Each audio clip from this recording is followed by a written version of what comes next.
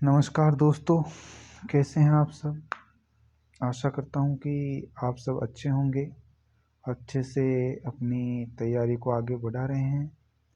मैं आज जो अपना सीईटी का जो पेपर हुआ उसे मैं आपके सामने हल कराने का प्रयास करता हूं, और उसमें भी जो हिंदी के हमारे जो क्वेश्चन हैं उनमें से जो हिंदी के जो क्वेश्चन हैं उनको हल कराने का प्रयास करता हूं। तो ठीक है दोस्तों, हल करने का प्रयास करते हैं। तो सबसे पहले जो सुबह का जो पेपर था उसमें 57 नंबर क्वेश्चन पे चलते हैं।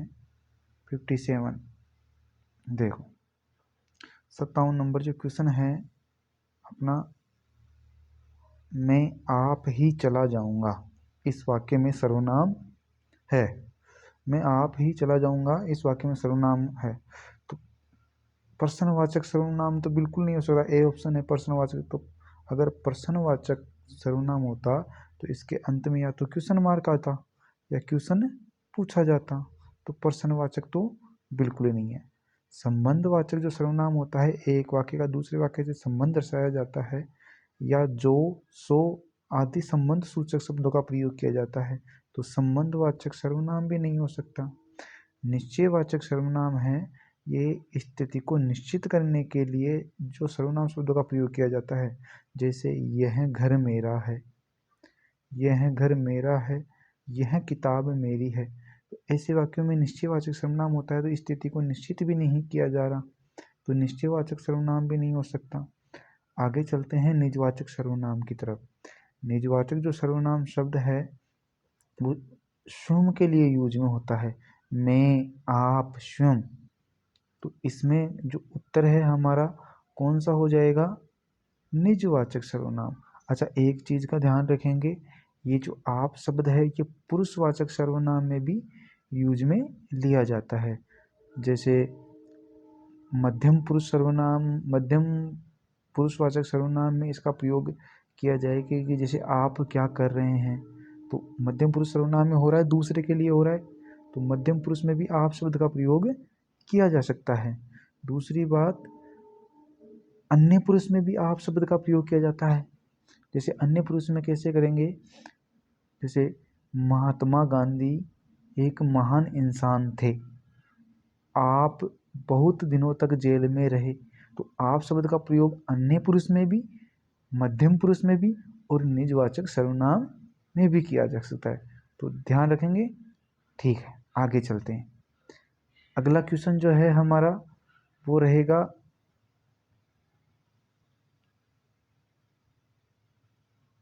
अगला क्वेश्चन जो है वो 91 नंबर का है। तो अगले क्वेश्चन की तरफ चलते हैं। 91 ये रहा।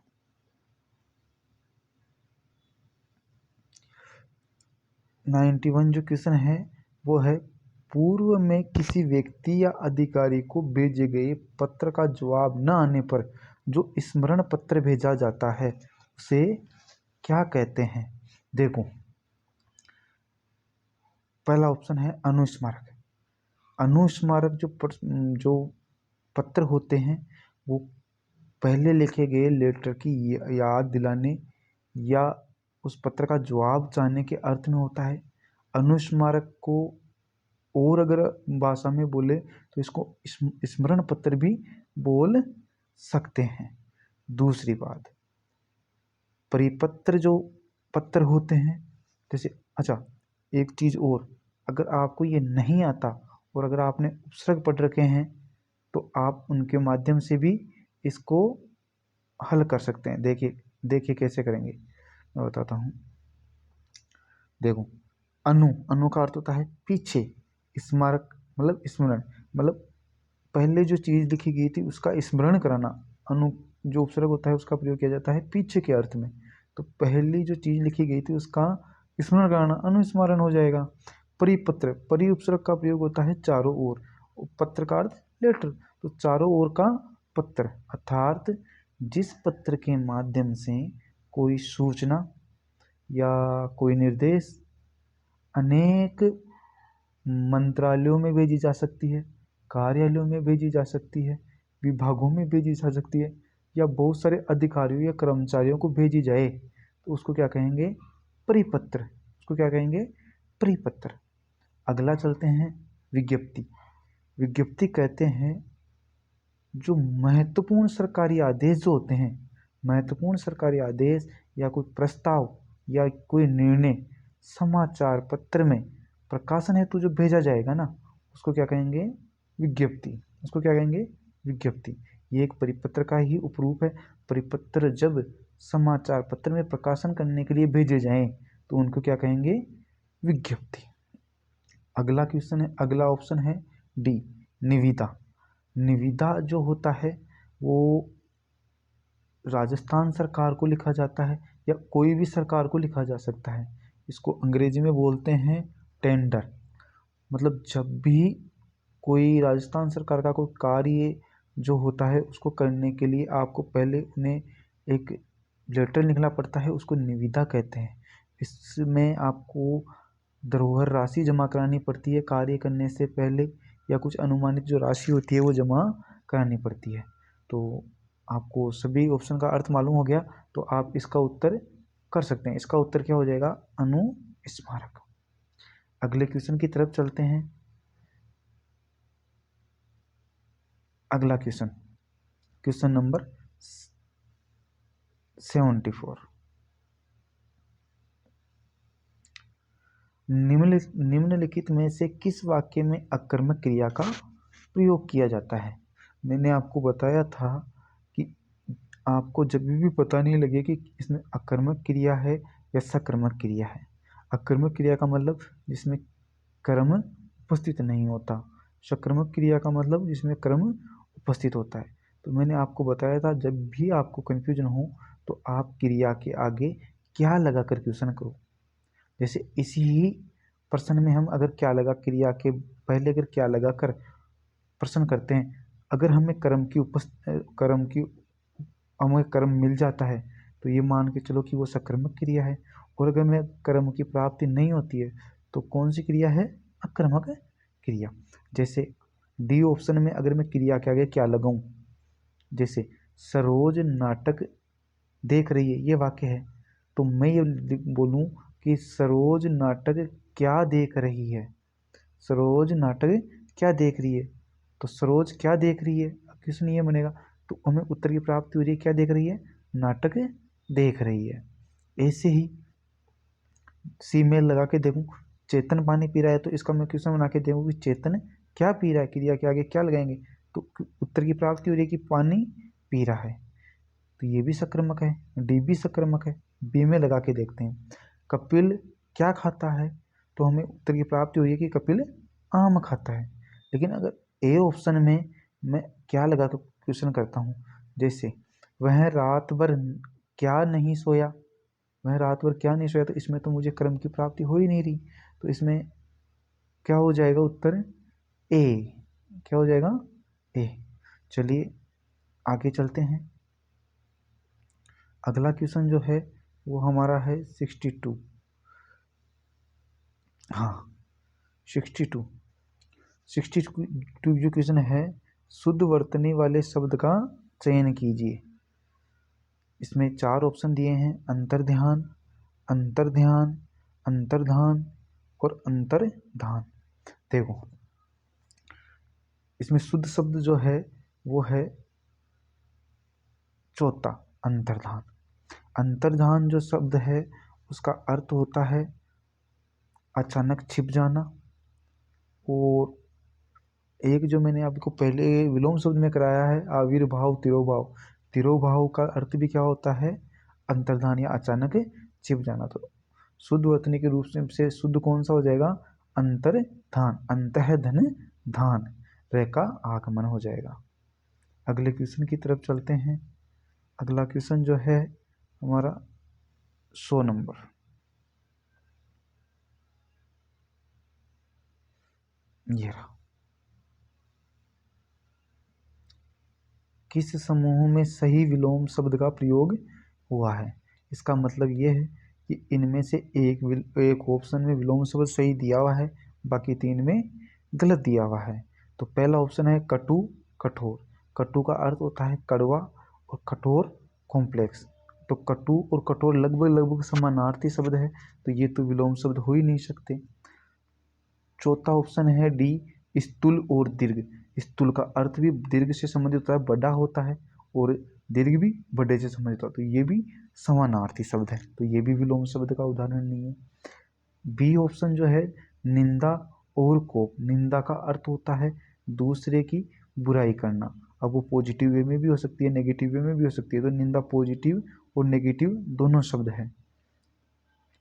तो निंदा का अर्थ होता है बुराई करना। क्योंकि कोप का अर्थ क्या होगा, कोप बोलते हैं क्रोध, संस्कृत भाषा का शब्द है कोप, इसको अर्थ हिंदी में अर्थ होता है क्रोध, गुस्सा या रोष, तो ये भी लगभग लगभग समानार्थी हो गए, विलोम शब्द तो नहीं है।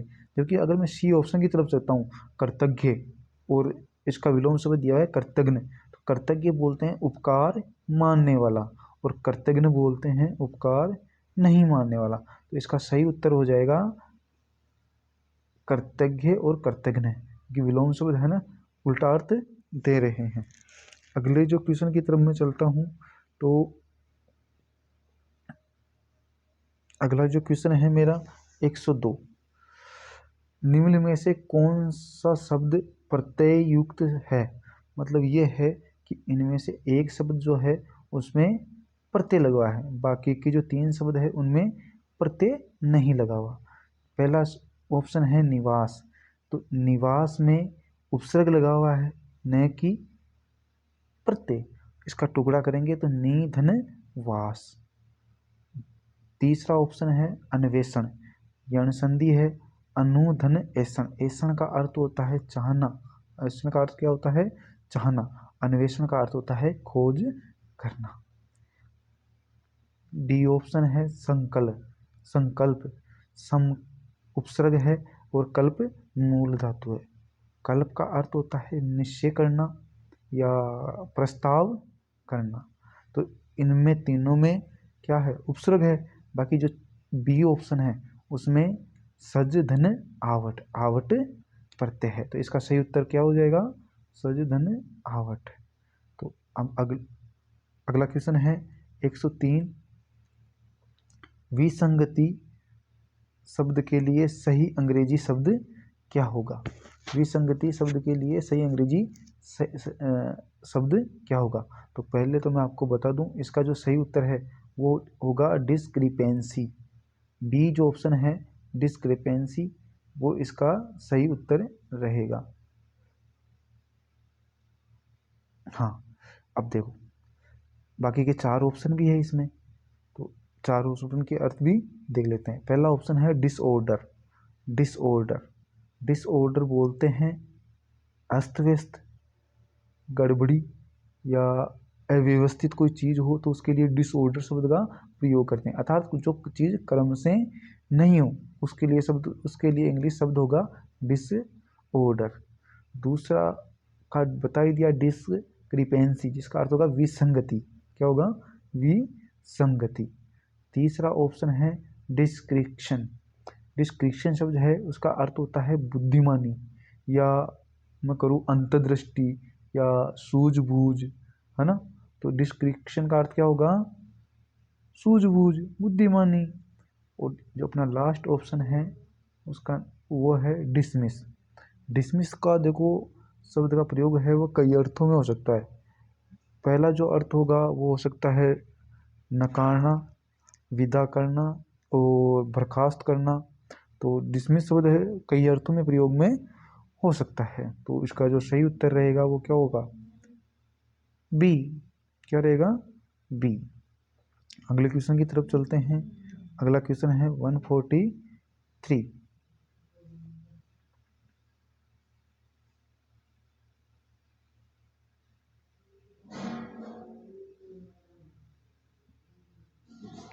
घुड़सवार शब्द में समास है, घुड़सवार शब्द में समास है। अब इसके 4 ऑप्शन दिए गए हैं। पहला ऑप्शन अव्ययीभाव समास, दूसरा ऑप्शन कर्मधारय समास, तीसरा ऑप्शन तत्पुरुष समास और चौथा ऑप्शन द्वंद्व समास। तो देखो जिस समास में कारक विभक्तियों का लोप हो, जिन शब्दों के मध्य कारक विभक्तियों का लोप हो उनमें तत्पुरुष समास होता है। उस शब्द में कौन सा समास? तत्पुरुष समास। तो देखो घुड़सवार, आपको नहीं लगता कि इस पर शब्द बीच में मिस हो रहा है? जैसे घोड़े पर सवार, मैंने आपको पहले भी बताया कि एक और शब्द दिखाया था इसके साथ ही, रथारूढ़, रथ पर आरूढ़, रथ पर सवार, घोड़े सवार, तो घोड़े पर सवार। तो कौन सा हो जाएगा? तत्पुरुष समास। और तत्पुरुष में भी अगर आपको पूछ ले कभी तो कौन सा? अधिकरण। भाई अधिकरण तत्पुरुष समास की ही तो कारक विभक्ति होती है, में और पर। तो घोड़े पर सवार। अगला जो क्वेश्चन है वो है 150वां क्वेश्चन। यशोभिलाषा शब्द में कौन सी संधि है? देखो यशोभिलाषा शब्द में कौन सी संधि है? तो इसमें से दीर्घ संधि तो बिल्कुल हट जाएगी। क्यों? क्योंकि दीर्घ संधि में दो स्वर्ण मिलकर दीर्घ स्वर का निर्माण करते हैं, अर्थात ए के बाद में ए या आ जाए तो आ में चेंज होगा, बड़ी में चेंज हो सकता है, बड़ा ऊ में चेंज हो सकता है। मतलब तो ये तो हमें मिल ही नहीं रहा, तो ये तो बिल्कुल ही बाहर हो जाएगा। अगला जो ऑप्शन है वृद्धि, वृद्धि में अब हमेशा अपन को डबल मात्रा मिलेगी। के बाद में ए या आई आ जाए तो बड़े में ए में चेंज हो जाएगा, के बाद में ओ या औ आ जाए तो औ में चेंज होगा। तो ये सी और डी ऑप्शन तो बिल्कुल ही अलग हो जाएंगे। हमको कन्फ्यूजन होना चाहिए था ए और बी में, ए और बी में। तो देखो गुण संधि, मैंने आपको बताया था एक बार कि विसर्ग जो होगा वो या तो ओ में बदलेगा या स में बदलेगा, सरगम वाले स में, या षटकोण वाले स में बदलेगा, या र में बदलेगा, या सपेरा वाले स में बदलेगा। गुण संधि जो है उसमें पहले क्या आना जरूरी है? ए के बाद में क्या आए? ई आए, तो किस में बदलेगा? ए में। ए के बाद में ऊ या ऊ आए तो किस में बदलेगा? ओ में। तो भी कौन सी संधि होगी? गुण संधि। लेकिन विसर्ग संधि है, उसके बाद में विसर्ग के बाद में क्या आ जाए? कोई सघोष वर्ण आ जाए। सघोष वर्ण का तात्पर्य है किसी भी वर्ग का तीसरा, चौथा, पांचवा वर्ण, और यह र ल व है और सभी स्वर आ जाए तो वो कौन से वर्ण है? सघोष या घोष भी उनको बोल सकते हैं। तो विसर्ग के बाद में क्या आ जाए? सघोष वर्ण। तो किस में बदलेगा फिर विसर्ग? ओ में। किस में बदल जाएगा? ओ में। तो इसका अगर मैं टुकड़ा करूंगा तो क्या हो जाएगा? यश है धन अभिलाषा। ए शब्द जो है अभिलाषा का ए, वो घोष का है कि नहीं है? बिल्कुल है। तो अब विसर्ग के बाद में घोष आएगा तो किस में बदलेगा? ओ में। तो क्या हो जाएगा? यशो बिलासा। एक और शब्द है जैसे यशोदा, यश है धन दा, द कौन सा शब्द है? घोष, तो किसमें बदलेगा? विसर्ग ओ में। तो समझ आ गया? तो इसका उत्तर क्या हो जाएगा? विसर्ग संधि। 148वां क्वेश्चन भी हिंदी का ही है। 148वां क्वेश्चन जो है, आप अपने सामर्थ्य के अनुसार व्यय करना, खर्च करना अर्थ से संबंधित लोकोक्ति है। तो देखो तेते पाँव पसारिए जेती लंबी सोर, यही इसका उत्तर हो जाएगा।